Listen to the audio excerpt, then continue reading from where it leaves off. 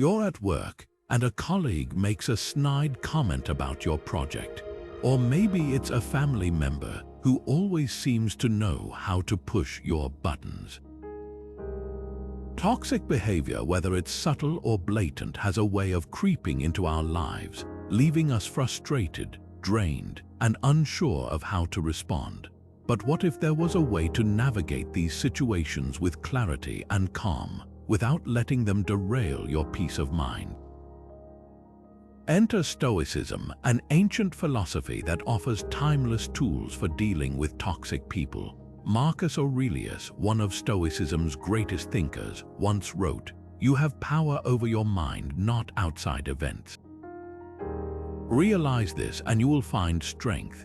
This simple yet profound idea is at the heart of the Stoic approach, focusing on what's within your control rather than being consumed by what's not.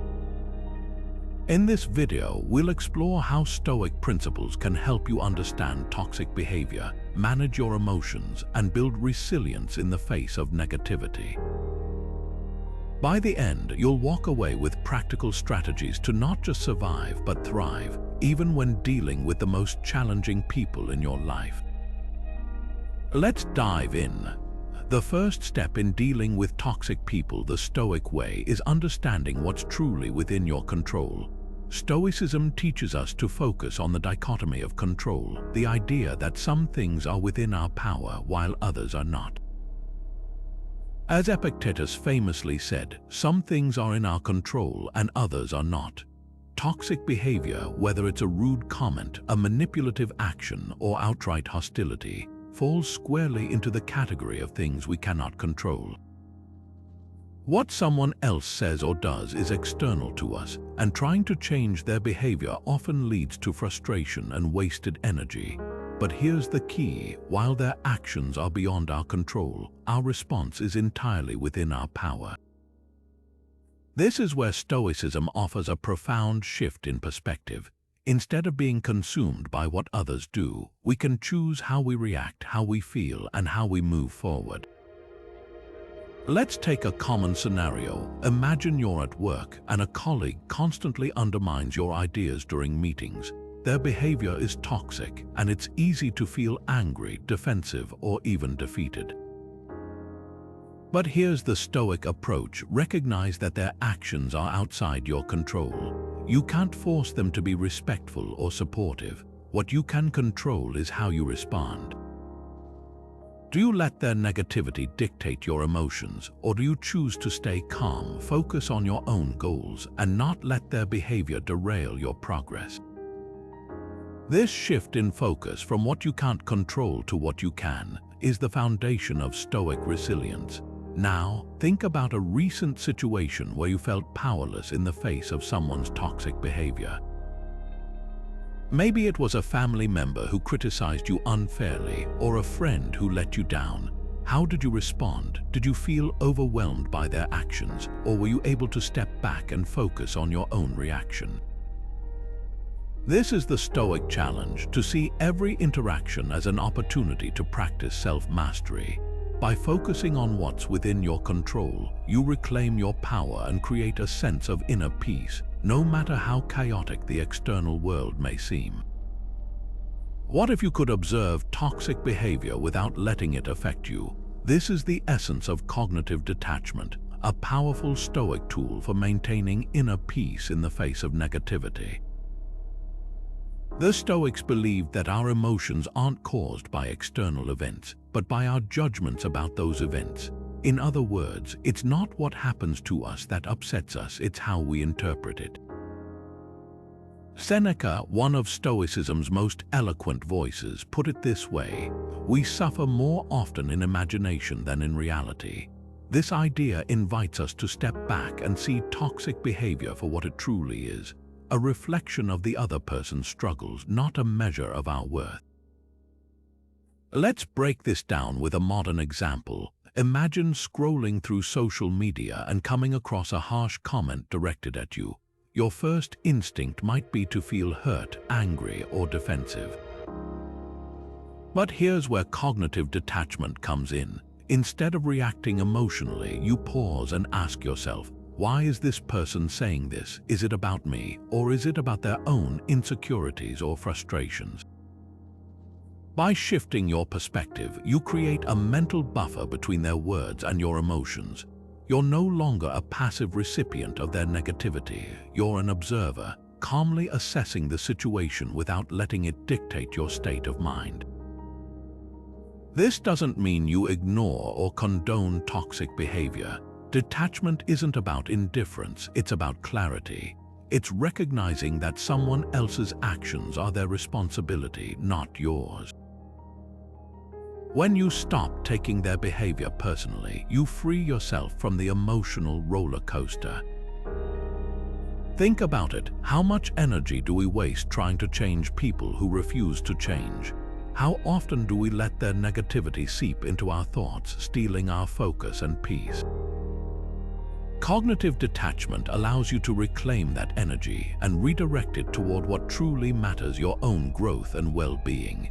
Now, consider how this approach could transform your interactions. Picture a coworker who constantly criticizes your ideas. Instead of feeling attacked or discouraged, you might see their behavior as a sign of their own insecurities or competitive nature. This shift in perspective doesn't just protect your emotions, it empowers you to respond with intention rather than react with frustration. You might choose to address the issue calmly, set boundaries, or simply let their words roll off your back. The key is that you decide how much weight their behavior carries in your life. So, the next time you encounter toxicity, whether it's in person or online, try this Stoic exercise: pause, observe, and detach. Ask yourself, is this worth my emotional energy? More often than not, you'll find that the answer is no. By practicing cognitive detachment, you're not just surviving toxic interactions, you're thriving, grounded in the knowledge that your peace of mind is yours to protect. The Stoics understood something profound about human nature. We often let the past haunt us and the future overwhelm us, but the present moment is where our true power lies. Marcus Aurelius once wrote, "Do not disturb yourself by picturing your life as a whole." Do not assemble in your mind the many and varied troubles which have come to you in the past and will come again in the future, but ask yourself with regard to every present difficulty, what is there in this that is unbearable and beyond endurance? This is the essence of presence, the ability to focus on what's happening right now, rather than being dragged down by what's already happened. What might happen next? When it comes to dealing with toxic people, this principle is a game changer. Think about a time when you were in a heated argument. Maybe it was with a coworker, a friend, or even a stranger. In those moments, it's easy to get caught up in the heat of the exchange, replaying past grievances or worrying about how the conflict might escalate. But what if, instead of getting swept away by those emotions, you could ground yourself in the present? The Stoics believed that mindfulness, being fully aware of the here and now, is a powerful tool for diffusing tension and maintaining control. When you're present, you're not reacting to old wounds or future fears. You're responding to the situation as it unfolds with clarity and intention. Let's take a practical example. Imagine you're in a meeting and a colleague starts criticizing your ideas in a way that feels personal and unfair. Your instinct might be to defend yourself, to bring up past instances where they've been dismissive, or to worry about how this will affect your reputation moving forward. But here's the Stoic approach. Take a deep breath and bring your attention back to the present. What's actually happening in this moment? They're speaking and you're listening. That's it. By staying present, you create a mental space where you can choose how to respond, rather than being hijacked by emotions tied to the past or future. This doesn't mean ignoring the impact of toxic behavior. It means recognizing that the only moment you truly have control over is the one you're in right now. When you focus on the present, you're less likely to be consumed by resentment over past interactions or anxiety about what might come next. You're able to see the situation for what it is without the added weight of emotional baggage. And often, this shift in perspective can completely change the dynamic of an interaction. Now, consider how often you let past interactions affect your current mood. Do you find yourself replaying old arguments or holding onto grudges? The Stoics would argue that this habit only serves to amplify negativity, keeping you stuck in a cycle of frustration. But when you practice presence, you break that cycle. You give yourself the freedom to approach each moment with a fresh perspective, unburdened by what's already happened. So, the next time you find yourself in a challenging situation, try this. Pause, take a deep breath, and bring your attention to the present. Ask yourself, what's actually happening right now? You might be surprised at how much clarity and calm this simple practice can bring. By staying present, you're not just managing toxic behavior, you're reclaiming your peace of mind one moment at a time. Resilience is the antidote to toxicity. It's the inner strength that allows you to face negativity without being consumed by it. The Stoics believed that adversity isn't something to avoid, it's something to embrace because it's through challenges that we grow stronger. Epictetus, a Stoic philosopher who was born into slavery, once said, "Difficulties show what men are. Therefore, when a difficulty befalls you, remember that God, like a trainer of wrestlers, has matched you with a rough young man." In other words, every challenge is an opportunity to prove your strength and refine your character. This mindset shifts how we view toxic people and situations. Instead of seeing them as obstacles, we can see them as opportunities to build resilience. Take the example of Marcus Aurelius, one of history's most famous Stoic leaders. As Roman emperor, he faced constant political intrigue, betrayal, and even the threat of assassination. Yet he remained steadfast, using Stoic principles to navigate these challenges with grace and wisdom. In his personal writings, later published as Meditations, he often reminded himself to focus on what he could control, his own thoughts and actions, rather than being overwhelmed by external chaos. His resilience didn't come from avoiding hardship, it came from facing it head-on with a calm and disciplined mind. So, how can you cultivate this kind of resilience in your own life? Start by reframing how you see adversity. When you encounter toxic behavior, ask yourself, what can I learn from this? How can this situation make me stronger? It's not about pretending the negativity doesn't hurt. It's about choosing to grow through it. Think of resilience like a muscle. The more you exercise it, the stronger it becomes. Every time you choose to stay calm in the face of criticism, or to focus on your goals despite distractions, you're building that muscle. Now, consider a time when you faced a difficult person or situation. How did you respond? Did you feel defeated, or did you find a way to rise above it? Resilience isn't about being invincible, it's about bouncing back, even when things feel overwhelming. The Stoics would encourage you to see every challenge as a chance to practice patience, courage, and self-control. Over time, these small acts of resilience add up, creating a foundation of inner strength that no amount of toxicity can shake. Here's a practical exercise to help you build resilience. Each day, identify one small challenge you can face with Stoic calm. It might be dealing with a difficult coworker, setting a boundary with a demanding friend, or simply choosing not to engage in an online argument. By tackling these challenges intentionally, you're not just surviving, you're thriving, proving to yourself that you have the strength to handle whatever comes your way. Resilience isn't something you're born with, it's something you cultivate one choice at a time. And with each choice, you become a little more unshakable, a little more grounded, and a little more free. Toxic behavior often feels like an attack, something designed to throw us off balance or make us question ourselves. But what if we could see it differently?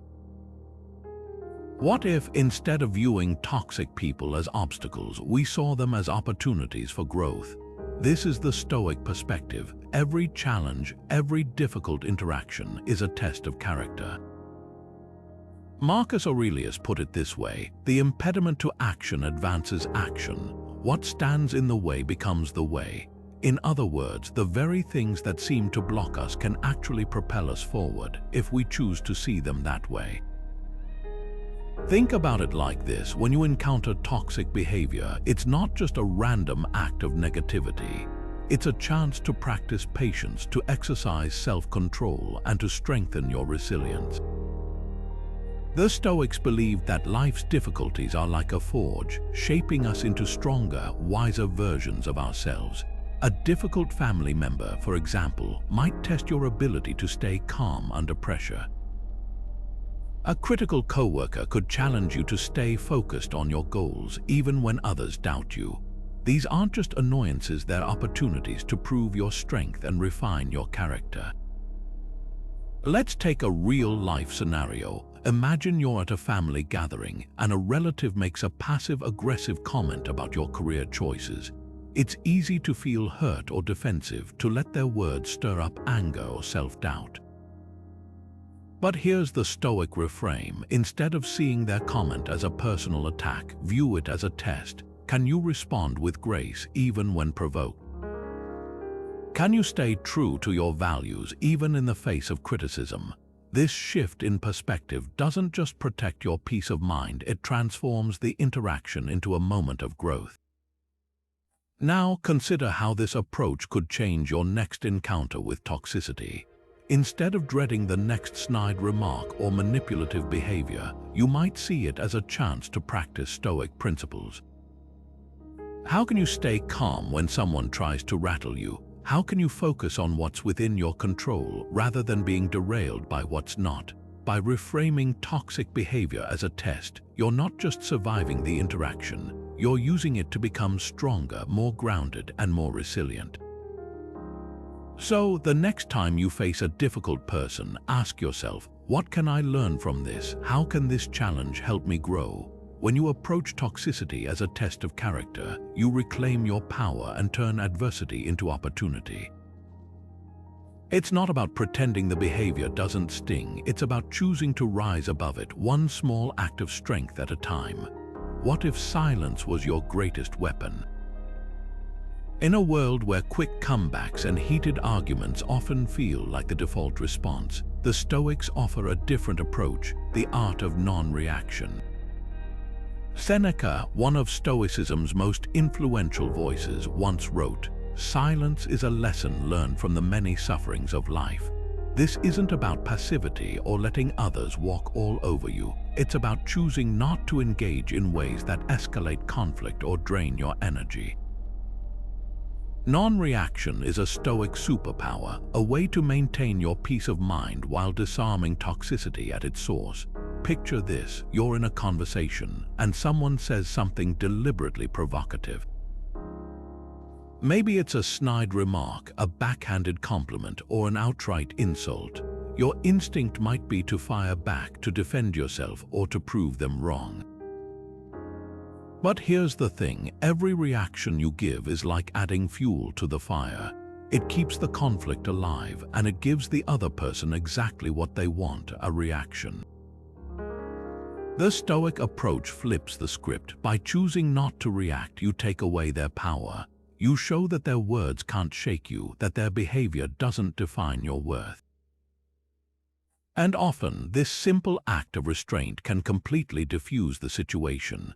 Let's look at a real-world example. Imagine you're at a social event and someone makes a cutting remark about your appearance. Instead of responding with anger or defensiveness, you simply pause, look at them calmly, and say nothing. The silence speaks volumes. It communicates that their words don't have the impact they were hoping for. And more often than not, this lack of reaction leaves them flustered, unsure of how to proceed. By not engaging, you've taken control of the situation without saying a word. This doesn't mean you're ignoring the behavior or pretending it doesn't hurt. Non-reaction is about choosing your battles wisely. It's recognizing that not every insult deserves a response, not every criticism requires a defense. Sometimes the most powerful thing you can do is nothing at all. As Seneca reminds us, the greatest remedy for anger is delay. By pausing before reacting, you give yourself the space to respond with intention rather than emotion. Now think about your own life. How often do you feel compelled to react in the moment, only to regret it later? What if, instead of rushing to respond, you took a step back and asked yourself, is this worth my energy? Will reacting make the situation better, or will it just escalate the tension? The art of non-reaction isn't about suppressing your feelings, it's about channeling them in a way that serves you. It's about choosing peace over conflict, clarity over chaos. So the next time you're faced with toxic behavior, try this. Take a deep breath, pause, and resist the urge to react. Let silence be your shield, your way of saying, I won't let this affect me. Over time, you'll find that this simple practice not only protects your peace of mind, but also transforms how you navigate difficult interactions. Non-reaction isn't weakness, it's strength in its purest form. And with each moment of restraint, you're building a foundation of calm that no amount of toxicity can shake. Boundaries are not just about saying no, they're about protecting your peace and staying true to your values. In Stoic philosophy, setting boundaries is an act of self-respect, not hostility. The Stoics believed that knowing your limits is essential to living a virtuous life. Epictetus, a former slave turned philosopher, put it this way: if someone succeeds in provoking you, realize that your mind is complicit in the provocation. In other words, you have the power to decide what you allow into your life and how you respond to it. Setting boundaries isn't about controlling others, it's about controlling your own space, energy, and emotional well-being. Imagine you have a friend who constantly drains you with their negativity. They complain endlessly, dismiss your advice, and leave you feeling exhausted after every conversation. It's easy to feel guilty about distancing yourself, but here's the Stoic perspective. You're not responsible for their happiness, and you're not obligated to tolerate behavior that harms your own. Setting a boundary in this situation might mean limiting how much time you spend with them or being honest about how their negativity affects you. The key is to do this without anger or resentment. As Epictetus reminds us, it's not what happens to you but how you react to it that matters. By setting boundaries calmly and clearly, you're not rejecting the person, you're protecting your own peace. Let's take this a step further with a modern example. Suppose you have a coworker who frequently interrupts your work with unnecessary requests or gossip. Instead of letting frustration build, you might say, I value our collaboration, but I need to focus on my tasks during work hours. Let's catch up during lunch or after work. This approach is firm yet respectful, and it communicates your limits without escalating tension. The Stoics would see this as an exercise in self-discipline, choosing to act with integrity rather than being swept up by irritation. Now think about your own life. Are there areas where you need stronger boundaries? Maybe it's a family member who oversteps, a friend who takes advantage of your kindness, or even your own tendency to overcommit. Setting boundaries isn't about shutting people out. It's about creating space for what truly matters. It's saying, this is where I stand and this is what I need to thrive. When you set boundaries with Stoic clarity, you're not just protecting your energy, you're honoring your values and creating a foundation for healthier relationships. So the next time you feel overwhelmed or drained by someone's behavior, ask yourself, what boundaries do I need to set? How can I communicate them with calm and clarity? Remember, boundaries aren't walls, they're bridges to a more balanced and fulfilling life. By embracing this Stoic practice, you're not just surviving toxic interactions, you're creating a life where your peace of mind comes first. Stoicism often gets misunderstood as a philosophy of cold detachment, but that couldn't be further from the truth. At its core, Stoicism is about understanding ourselves, understanding others, and understanding the world around us. And part of that understanding involves practicing compassion, even toward those who behave toxically. Marcus Aurelius, the philosopher king, once wrote, "When people injure you, ask yourself what good or harm they thought would come of it." If you understand that, you'll feel sympathy rather than outrage or anger. This is the Stoic approach to compassion, seeing others' flaws not as malice but as ignorance or misunderstanding. It's a perspective that can completely transform how we deal with difficult people. Let's break this down with an example. Imagine you're dealing with a coworker who constantly belittles your ideas. It's easy to label them as rude or toxic and write them off entirely. But what if, instead of reacting with frustration, you pause to consider why they might be acting this way? Maybe they're insecure about their own abilities, maybe they're under pressure and taking it out on others, or maybe they simply don't realize how their words affect you. When you approach their behavior with curiosity rather than judgment, you open the door to empathy. This doesn't mean excusing their actions, it means understanding them. And that understanding can help you respond in a way that diffuses tension rather than escalating it. Here's how this might play out in real life. Instead of snapping back or shutting down, you might say something like, "I've noticed you often critique my ideas in meetings. Is there something specific you're concerned about?" This approach shifts the dynamic. It invites dialogue rather than conflict, and it shows that you're willing to engage with them on a human level. By responding with compassion, you're not just managing the situation, you're modeling the kind of behavior that can inspire change. Now, think about how this approach could apply to your own life. Is there someone in your world who consistently pushes your buttons? What if, instead of seeing them as a source of frustration, you saw them as someone who might be struggling in their own way? This shift in perspective doesn't just benefit them, it benefits you too. When you choose compassion over anger, you free yourself from the emotional weight of resentment.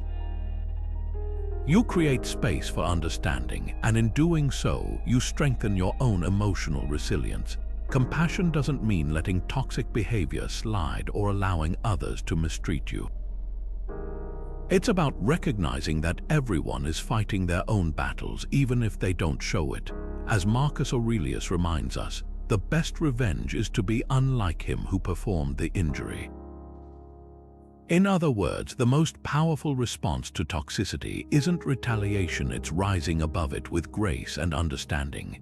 When you approach difficult people with compassion, you're not just surviving the interaction, you're transforming it into an opportunity for growth, both for yourself and for them. So, the next time you encounter someone who tests your patience, try this Stoic exercise. Pause, reflect, and ask yourself, what might be driving their behavior? By choosing compassion, you're not just navigating the situation, you're elevating it. And in doing so, you're building a life rooted in understanding, resilience, and peace.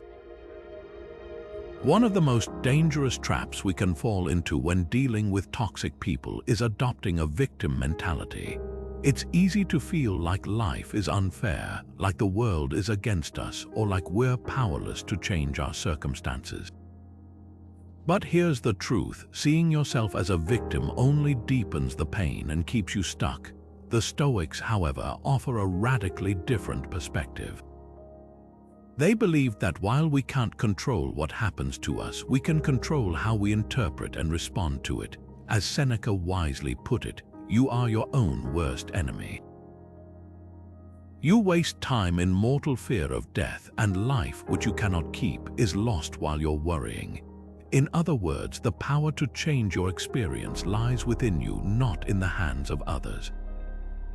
Let's break this down with an example. Imagine you've been passed over for a promotion at work, and you're convinced it's because your boss has it out for you. You might feel angry, resentful, or even helpless, but here's the Stoic approach. Instead of blaming your boss or seeing yourself as a victim, take a step back and ask, what can I learn from this? How can I grow? Maybe the feedback you received highlights areas where you can improve. maybe it's an opportunity to reassess your goals and pursue a path that aligns more closely with your values. By shifting your focus from blame to responsibility, you reclaim your power and open the door to growth. Now, think about your own life. Have you ever found yourself stuck in a victim mindset, feeling like the world is unfair or that others are to blame for your struggles? It's a natural reaction, especially when faced with toxic behavior, but the Stoics would challenge you to see it differently. Instead of asking, "Why is this happening to me?" ask, "What can I do with this?" This subtle shift in perspective can completely change how you navigate challenges, turning obstacles into opportunities for self-empowerment. Consider the story of someone who overcame a victim mentality. Let's call her Sarah. Sarah had a difficult childhood marked by neglect and criticism from her parents. For years, she carried that pain into her adult life, blaming her struggles on her upbringing. But then she discovered Stoicism. She began to see that while her past was beyond her control, her future wasn't. She started taking small steps to build her confidence, set boundaries, and pursue her passions. Over time, she stopped seeing herself as a victim of her circumstances and started seeing herself as the author of her own story. Her life didn't change overnight, but her mindset did, and that made all the difference. So, here's a question for you. Are there areas in your life where you've fallen into the victim trap? Maybe it's a toxic relationship, a challenging work environment, or even a personal setback. Whatever it is, the Stoic approach invites you to take a hard look at your role in the situation. Not to blame yourself, but to empower yourself. Because when you stop seeing yourself as a victim and start taking responsibility for your reactions, you unlock a level of resilience and freedom you might not have thought possible. The next time you feel stuck, remember, the power to change your story is always in your hands. What if you could prepare for toxicity before it even happens? The Stoics had a powerful tool for this very purpose, called Premeditatio Malorum, the practice of anticipating challenges. It's not about pessimism or dwelling on the worst-case scenario. Instead, it's about mentally preparing yourself for life's inevitable difficulties so that when they arise, you're ready to face them with calm and clarity. Marcus Aurelius, the Stoic emperor, put it this way: begin each day by telling yourself, "Today I shall be meeting with interference, ingratitude, insolence, disloyalty, ill will, and selfishness, all of them due to the offender's ignorance of what is good or evil." This might sound grim at first, but there's a profound wisdom here. By expecting challenges, you're not caught off guard when they happen. You're prepared, and that preparation gives you the upper hand. Let's break this down with a practical example. Imagine you're about to have a difficult conversation with a colleague who has a history of being defensive or dismissive. Instead of walking into the meeting hoping for the best, you take a few moments to mentally rehearse how the conversation might go. What if they interrupt you? What if they reject your ideas outright? By visualizing these possibilities, you're not inviting negativity, you're building resilience. You're giving yourself the chance to plan your responses, to stay calm under pressure, and to approach the situation with intention rather than emotion. This is the essence of Premeditatio Malorum. It's not about fearing the worst, but about being ready for it. Now, think about how this practice could apply to your own life. Are there situations where you often feel blindsided by toxic behavior? Maybe it's a family member who always knows how to push your buttons, or a friend who tends to be overly critical. By using Premeditatio Malorum, you can mentally prepare for these interactions. Ask yourself, what's the worst that could happen? How would I handle it? This isn't about expecting the worst, it's about being ready for anything. And when you're ready, you're far less likely to be thrown off balance. Here's another way to think about it. Life is unpredictable, but your response doesn't have to be. By anticipating challenges, you're not just surviving them, you're mastering them. You're taking control of your reactions rather than letting external events dictate your emotions. And that's where true Stoic strength lies. So the next time you're facing a potentially difficult situation, try this. Take a few moments to visualize how it might unfold. Imagine yourself staying calm, focused, and composed no matter what happens. By practicing Premeditatio Malorum, you're not just preparing for toxicity, you're building a mindset that can handle anything life throws your way. Resentment is like carrying a heavy weight. It doesn't hurt the person who wronged you, it only burdens you. The Stoics understood this deeply.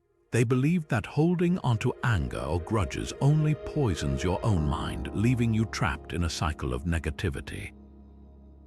Seneca, one of Stoicism's most eloquent voices, put it bluntly: anger, if not restrained, is frequently more hurtful to us than the injury that provokes it.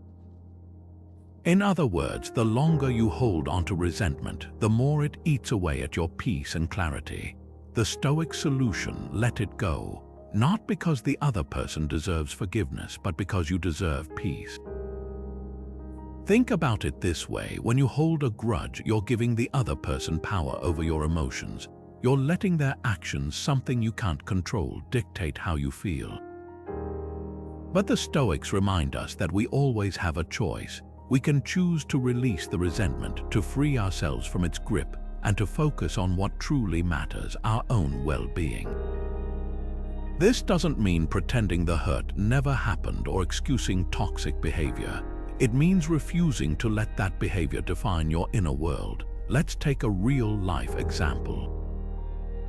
Imagine someone betrayed your trust: a friend who shared a secret, a partner who broke a promise, or a co-worker who took credit for your work. It's natural to feel hurt, even angry. But here's the Stoic approach. Instead of dwelling on the betrayal, ask yourself, what good does holding onto this anger do for me? Does it change what happened? Does it make you feel better, or does it just keep you stuck in the past? By choosing to let go, you're not saying the betrayal was okay. You're saying you're okay and you're ready to move forward. Now consider your own life. Are there grudges you've been carrying, big or small? Maybe it's resentment towards someone who wronged you years ago, or frustration over a recent slight. Whatever it is, ask yourself, is this resentment serving me, or is it holding me back? The Stoics would argue that every moment you spend clinging to anger is a moment you could spend building a better, more peaceful life. Letting go isn't about forgetting, it's about reclaiming your power and choosing to focus on what's within your control. So here's a challenge for you. Think of one grudge you've been holding on to. What would it feel like to release it, not because the other person deserves it, but because you do? When you let go of resentment, you're not just freeing yourself from the past, you're opening the door to a future filled with clarity, calm, and possibility. And that's a future worth stepping into. The Stoics believed that self-reflection wasn't just a practice, it was a necessity. Marcus Aurelius, in his personal writings, often emphasized the importance of looking inward. He wrote, "When you wake up in the morning, tell yourself, the people I deal with today will be meddling, ungrateful, arrogant, dishonest, jealous, and surly. They are like this because they cannot tell good from evil. But I have seen the beauty of good and the ugliness of evil, and have recognized that the wrongdoer has a nature related to my own." This daily reflection wasn't about judging others, it was about understanding himself. By examining his own thoughts and actions, he could navigate the world with clarity and purpose, even in the face of toxicity. Self-awareness is a cornerstone of Stoic philosophy, and it's especially powerful when dealing with difficult people. When you take the time to reflect on your interactions, you gain insight into your own reactions, what triggers you, what frustrates you, and how you can respond more effectively. It's not about blaming yourself or overanalyzing every detail. It's about learning and growing. For example, let's say you had a heated argument with a coworker who constantly undermines you. Instead of replaying their words in your mind, you might ask yourself, why did their comment bother me so much? Was it because it touched on an insecurity? Or because I felt powerless in the moment? By reflecting on your own emotions, you can identify patterns and develop strategies to handle similar situations in the future. Here's a practical way to incorporate self-reflection into your daily routine. At the end of each day, take a few minutes to ask yourself 3 questions. What went well today? What could I have handled better? What did I learn about myself? This simple practice helps you process your experiences, celebrate your successes, and identify areas for growth. Over time, it builds a habit of mindfulness that makes you more resilient in the face of toxicity. You're not just reacting to the world, you're actively shaping how you engage with it. Now think about a recent interaction that left you feeling frustrated or drained. How might reflecting on that moment help you approach it differently next time?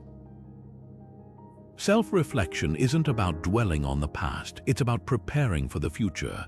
When you understand your own triggers and tendencies, you're better equipped to stay calm, set boundaries, and respond with intention. It's like having a mental toolkit that grows stronger with each reflection. So here's a challenge for you. Tonight, before you go to sleep, take 5 minutes to reflect on your day. What did you learn about yourself? How can you use that knowledge to navigate tomorrow's challenges with greater clarity and calm? By making self-reflection a daily habit, you're not just surviving toxic interactions, you're thriving, armed with the self-awareness to handle whatever comes your way. And that's a skill no one can take from you. Patience is more than just waiting. It's a Stoic virtue, a form of strength that allows us to endure without losing our composure. In the face of toxic behavior, patience becomes a shield, protecting us from the chaos that others might try to stir.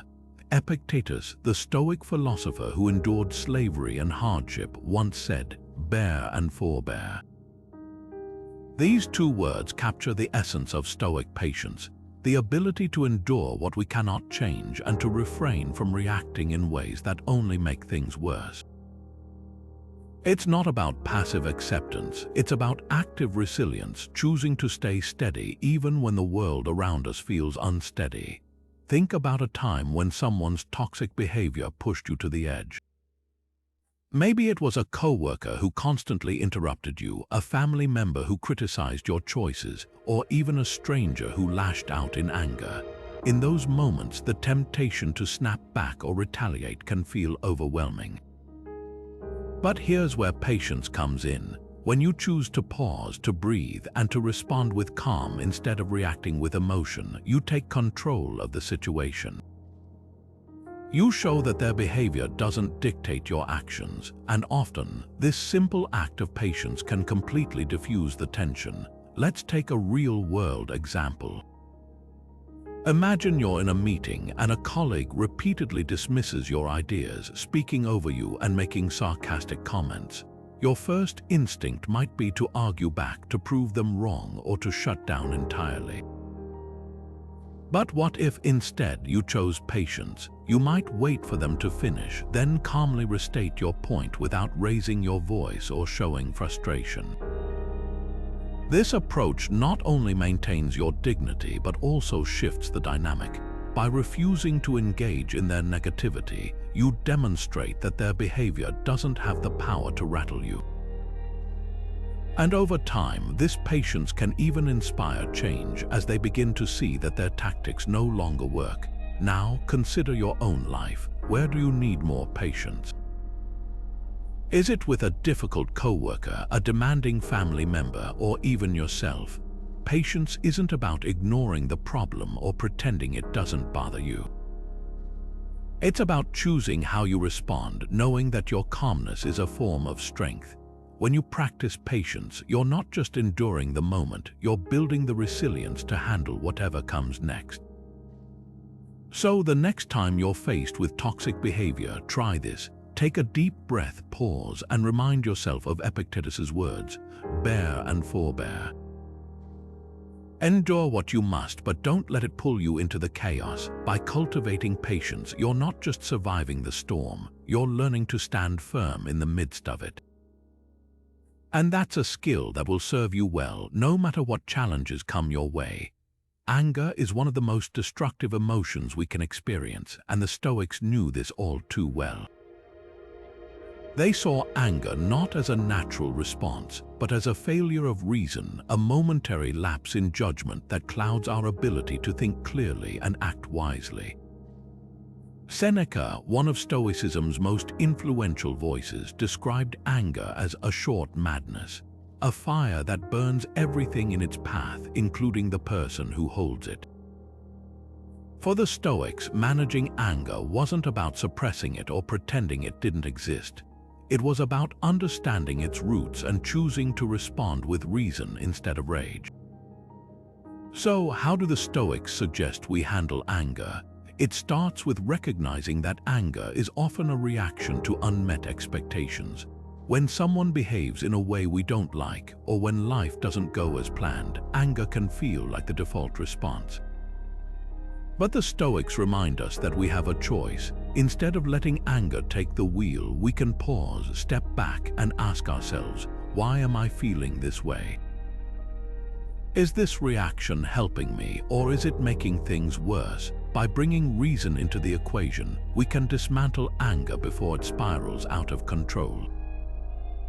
Let's look at a real-life example. Imagine you're in a heated argument with a friend who's accusing you of something you didn't do. Your first instinct might be to lash out, to defend yourself with equal intensity. But here's the Stoic approach. Take a deep breath and remind yourself that their accusations are a reflection of their own emotions, not your reality. Instead of matching their anger, you might say, I can see you're upset and I want to understand why. Let's talk about this calmly. By responding with reason instead of rage, you not only diffuse the situation but also model the kind of behavior that can lead to resolution rather than escalation. Now think about your own life. How do you typically handle anger? Do you let it take over, or do you take a moment to reflect before reacting?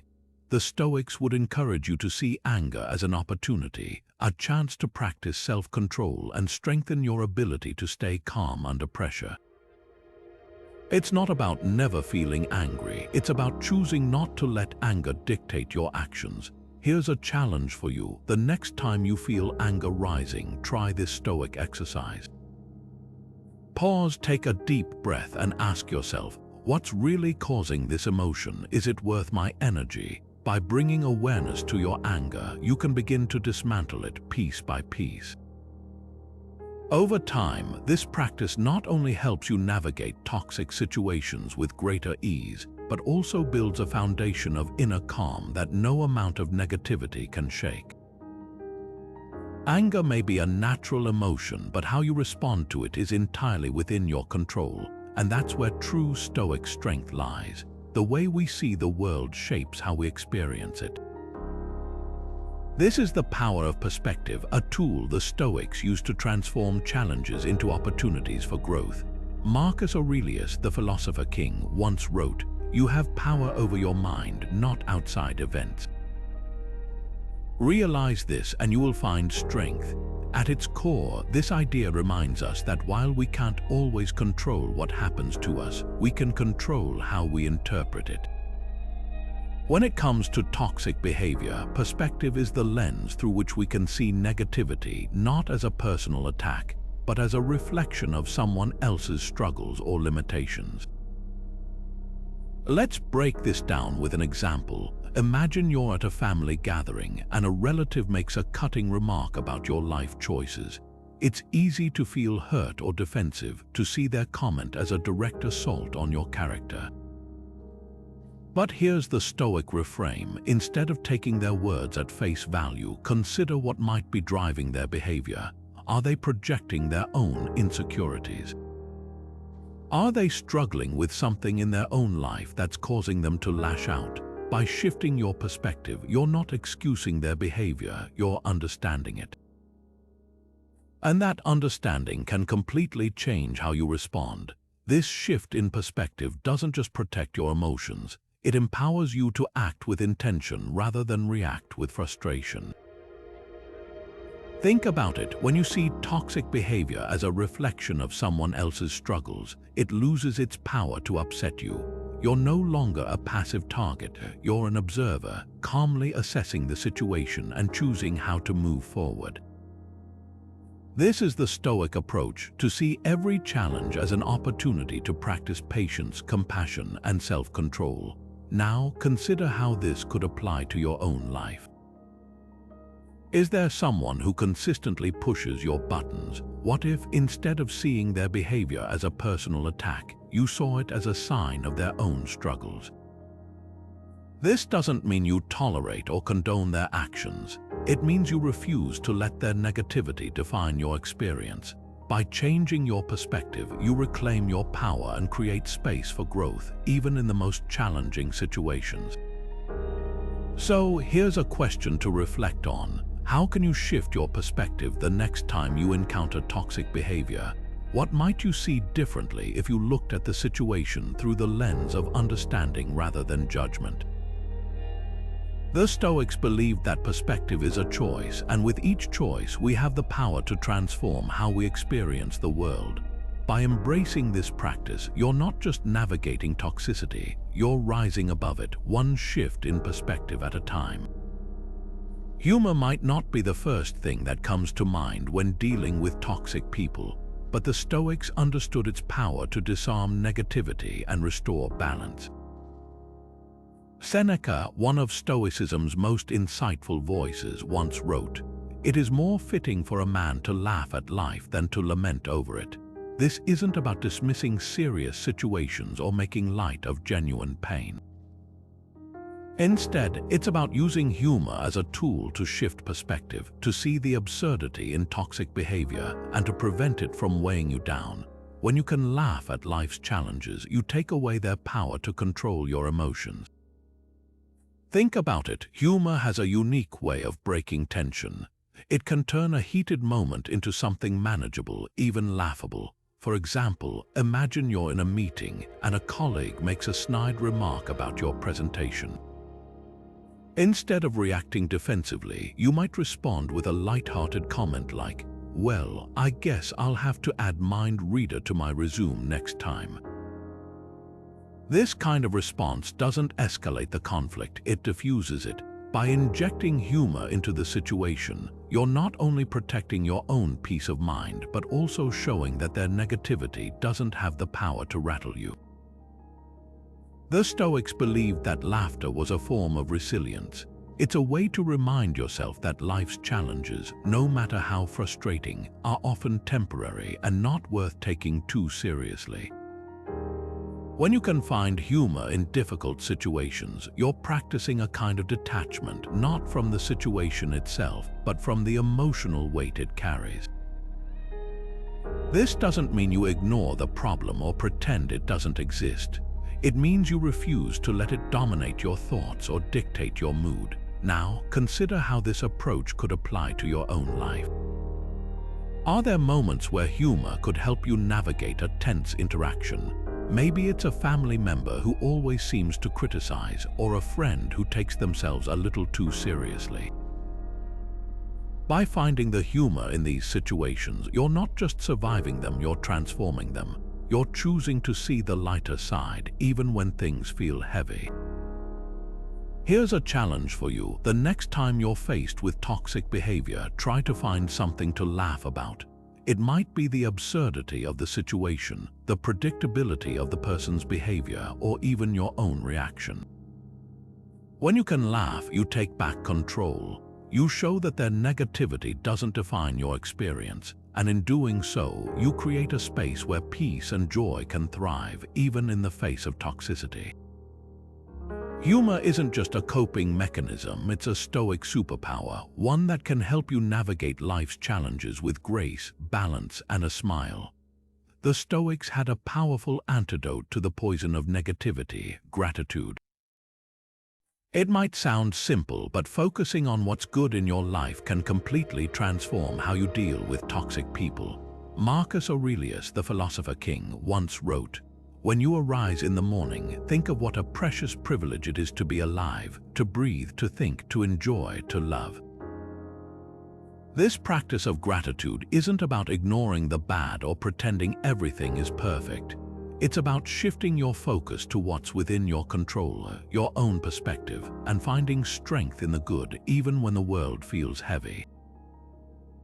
Let's break this down with an example. Imagine you're having a rough day at work. A colleague has been dismissive, your inbox is overflowing, and you're feeling overwhelmed.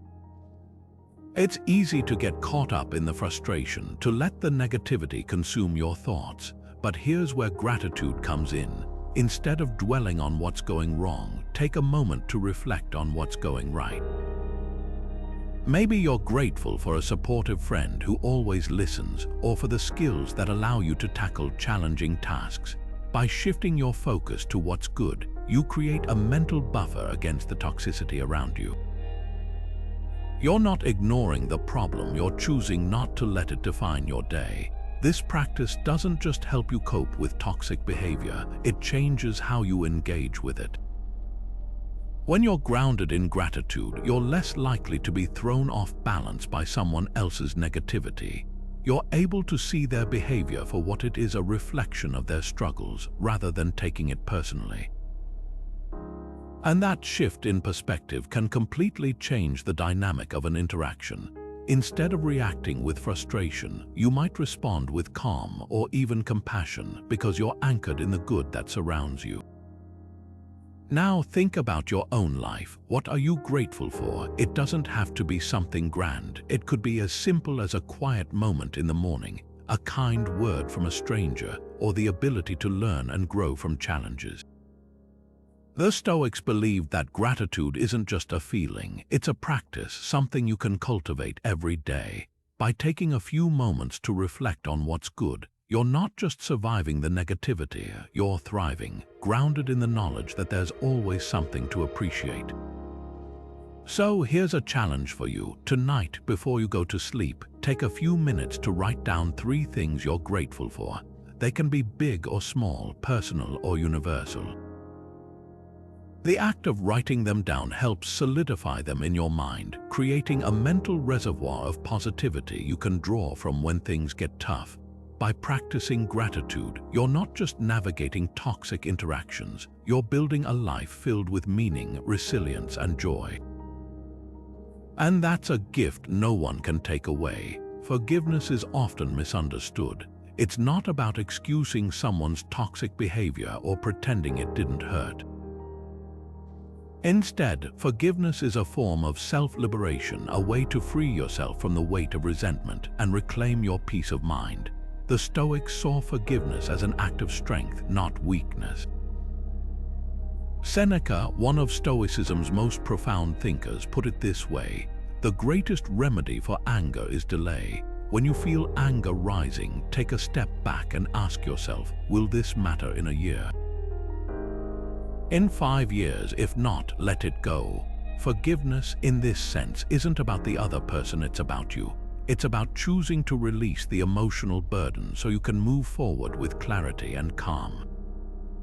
Let's break this down with an example. Imagine someone close to you, a friend, a family member, or even a co-worker, has repeatedly let you down. Maybe they've betrayed your trust, spread rumors, or dismissed your feelings. It's natural to feel hurt, even angry, but here's the Stoic approach. Forgiveness doesn't mean you condone their behavior or allow them to keep hurting you. It means you're choosing not to let their actions define your emotional state. You're saying, "I won't carry this pain anymore." This shift doesn't just free you from the past, it empowers you to focus on what truly matters, your own growth and well-being. Think about someone in your life who has caused you pain. Maybe it's a parent who was overly critical, a partner who broke your trust, or a friend who turned their back on you. Holding onto that hurt might feel justified, but the Stoics would ask, what is it costing you? Are you replaying old arguments in your mind, letting their actions steal your present joy? Forgiveness isn't about them. It's about reclaiming your peace. It's about saying, I won't let this define me anymore. Here's a practical way to approach forgiveness the Stoic way. Start by acknowledging the hurt. Don't minimize it or pretend it didn't happen. Then ask yourself, what can I learn from this? How can I grow stronger through this experience? Finally, make a conscious choice to let go. This doesn't mean you forget or reconcile with the person. It means you're choosing to release the emotional weight so you can move forward. Forgiveness, in this sense, is an act of self-respect. It's saying, I deserve to live without this burden. So, here's a question to reflect on. Who do you need to forgive? It might be someone who hurt you deeply, or it might even be yourself for past mistakes. Whatever the case, remember that forgiveness isn't about the other person, it's about you. It's about choosing to live with freedom, clarity, and peace. By embracing this Stoic practice, you're not just surviving toxic interactions, you're thriving, unshackled from the past and ready to embrace the future. There's a quiet strength in silence, a power that the Stoics understood deeply. In a world where words often escalate conflicts, silence can be a profound response to toxicity. Epictetus, the Stoic philosopher who endured slavery and hardship, once said, silence is a lesson learned from the many sufferings of life. This isn't about passivity or letting others walk all over you. It's about choosing not to engage in ways that fuel negativity or drain your energy. Silence, when used intentionally, can be a shield protecting your peace and disarming those who seek to provoke you. Think about a time when someone said something hurtful or provocative. Maybe it was a cutting remark, a sarcastic jab, or an outright insult. Your first instinct might have been to fire back, to defend yourself, or to prove them wrong. But here's the thing, every reaction you give is like adding fuel to the fire. It keeps the conflict alive, and it gives the other person exactly what they want, a reaction. The Stoic approach flips the script. By choosing silence, you take away their power. You show that their words can't shake you, that their behavior doesn't define your worth. And often, this simple act of restraint can completely diffuse the situation. Let's look at a real-world example. Imagine you're at a social event and someone makes a snide comment about your appearance. Instead of responding with anger or defensiveness, you simply pause, look at them calmly, and say nothing. The silence speaks volumes. It communicates that their words don't have the impact they were hoping for. And more often than not, this lack of reaction leaves them flustered, unsure of how to proceed. By not engaging, you've taken control of the situation without saying a word. This doesn't mean you're ignoring the behavior or pretending it doesn't hurt. Silence in this context is about choosing your battles wisely. It's recognizing that not every insult deserves a response, not every criticism requires a defense. Sometimes the most powerful thing you can do is nothing at all. As Seneca reminds us, the greatest remedy for anger is delay. By pausing before reacting, you give yourself the space to respond with intention rather than emotion. Now think about your own life. How often do you feel compelled to react in the moment, only to regret it later? What if, instead of rushing to respond, you took a step back and asked yourself, is this worth my energy? Will reacting make the situation better, or will it just escalate the tension? The art of silence isn't about suppressing your feelings, it's about channeling them in a way that serves you. It's about choosing peace over conflict, clarity over chaos. So, the next time you're faced with toxic behavior, try this. Take a deep breath, pause, and resist the urge to react. Let silence be your shield, your way of saying, I won't let this affect me. Over time, you'll find that this simple practice not only protects your peace of mind, but also transforms how you navigate difficult interactions. Silence isn't weakness, it's strength in its purest form. And with each moment of restraint, you're building a foundation of calm that no amount of toxicity can shake. The Stoics had a profound practice called Memento Mori, a Latin phrase meaning "remember you must die." At first glance, it might sound morbid, but this practice isn't about dwelling on death. It's about embracing the fleeting nature of life to live with greater purpose and perspective. Marcus Aurelius, the Stoic emperor, often reflected on this idea, writing, "You could leave life right now. Let that determine what you do and say and think." This reminder of mortality isn't meant to scare us, it's meant to free us. When we remember how short life truly is, the petty grievances, the toxic behavior, and the negativity of others lose their grip on us. Suddenly, the things that once seemed so important, like a rude comment or a heated argument, feel small in the grand scheme of things. Let's break this down with an example. Imagine you're in a tense meeting and a colleague is being overly critical, nitpicking every detail of your work. It's easy to feel frustrated, even defensive. But here's where Memento Mori comes in. Instead of letting their behavior rattle you, you pause and remind yourself, this moment is fleeting. This person's words won't matter in a week, a month, or a year. Why waste my energy on something so temporary? This shift in perspective doesn't just diffuse the tension, it empowers you to focus on what truly matters. You're no longer caught up in the drama of the moment, you're grounded in the bigger picture. Now think about your own life. How often do you let toxic behavior consume your thoughts, stealing your focus and peace? The Stoic practice of Memento Mori invites you to step back and ask, is this worth my limited time and energy?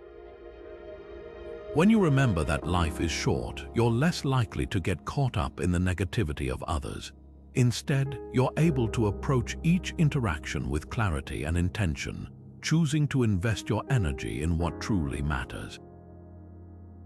Here's a practical way to incorporate Memento Mori into your daily life. Each morning, take a moment to reflect on the brevity of life. Remind yourself that today is a gift and every interaction is an opportunity to live with purpose. When you encounter toxic behavior, pause and ask, will this matter in the long run? Is this worth my precious time? By grounding yourself in this perspective, you're not just surviving the moment, you're thriving, guided by the knowledge that life is too short to be consumed by negativity. So, the next time you're faced with a difficult person or situation, try this Stoic exercise. Pause, reflect, and remember Memento Mori. Let the awareness of life's brevity guide your actions and reactions. When you do, you'll find that the things that once seemed so overwhelming now feel manageable, even insignificant.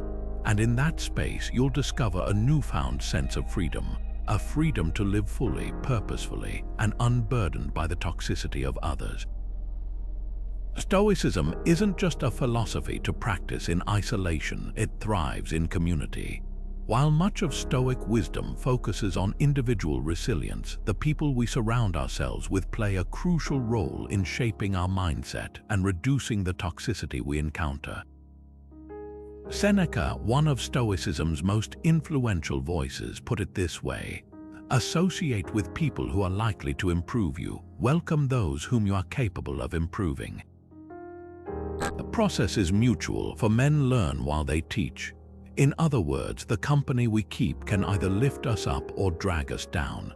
When we surround ourselves with like-minded individuals who value growth, kindness, and self-mastery, we create a buffer against negativity and a space where Stoic principles can flourish.